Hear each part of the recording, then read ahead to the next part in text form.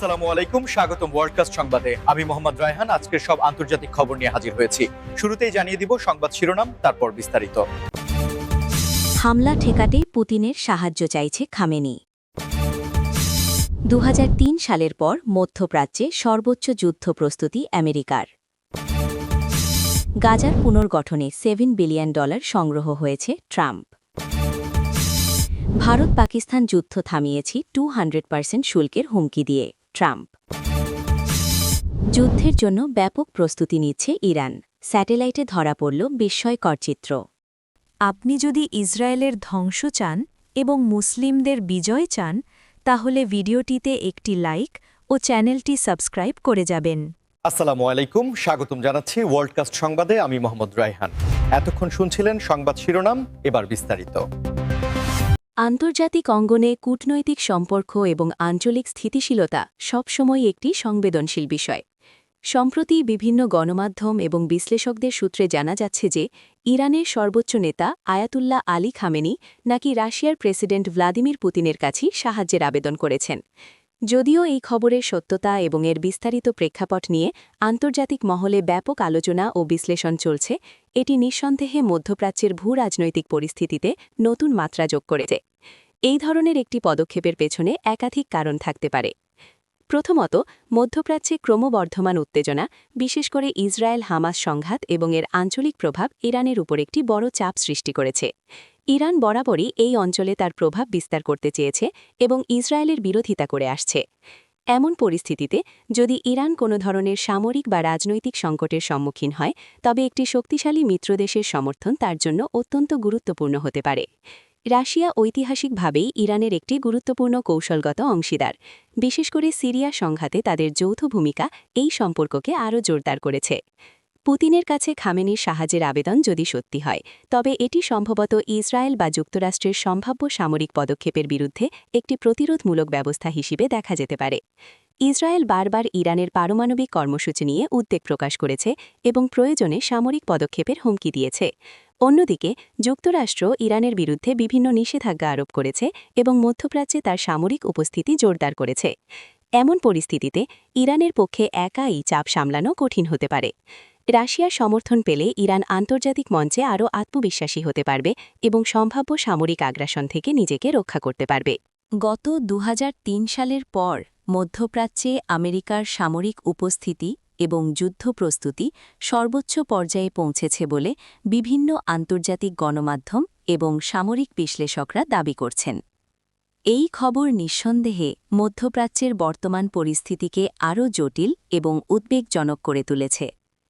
২০০৩ সালে ইরাক যুদ্ধের প্রেক্ষাপটে আমেরিকা এই অঞ্চলে বিশাল সামরিক সমাবেশ ঘটিয়েছিল।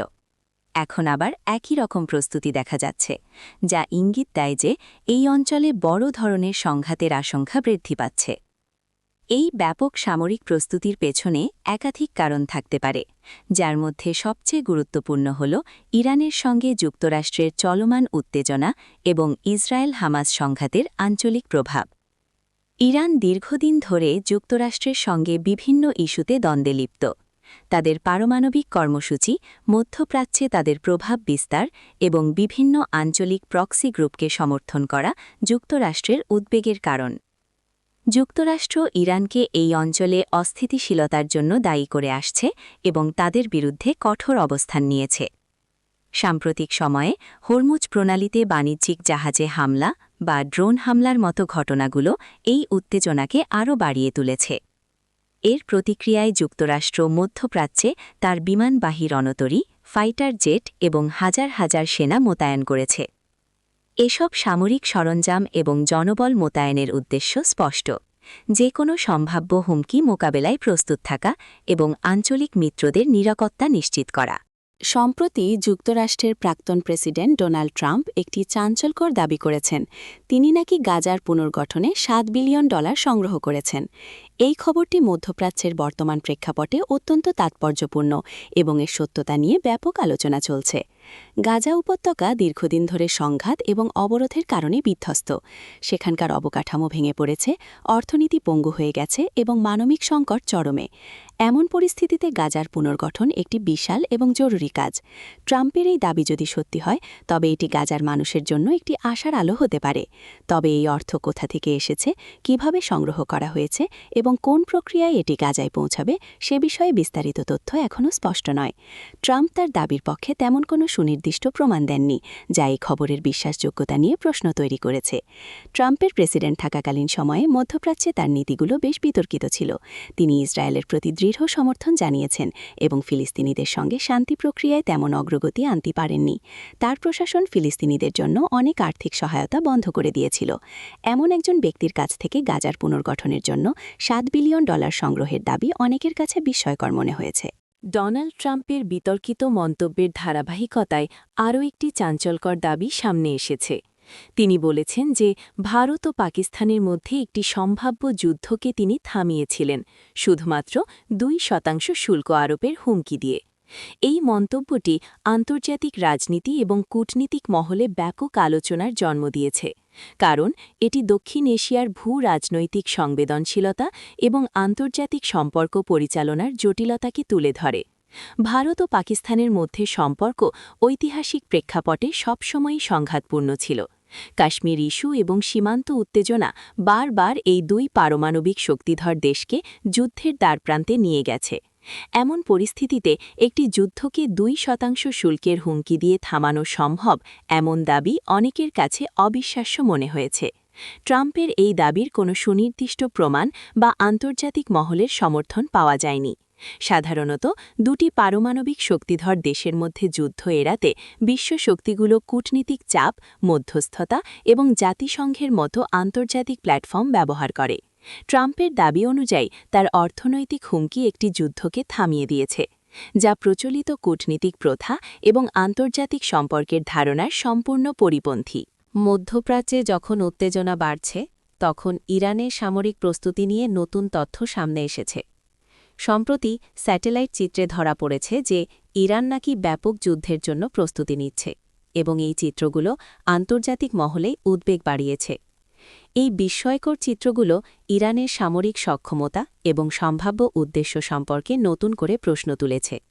স্যাটেলাইট চিত্রগুলো সাধারণত সামরিক স্থাপনা, অস্ত্রাগার, সামরিক মহড়া বা নতুন সামরিক নির্মাণ কাজ সম্পর্কে তথ্য সরবরাহ করে।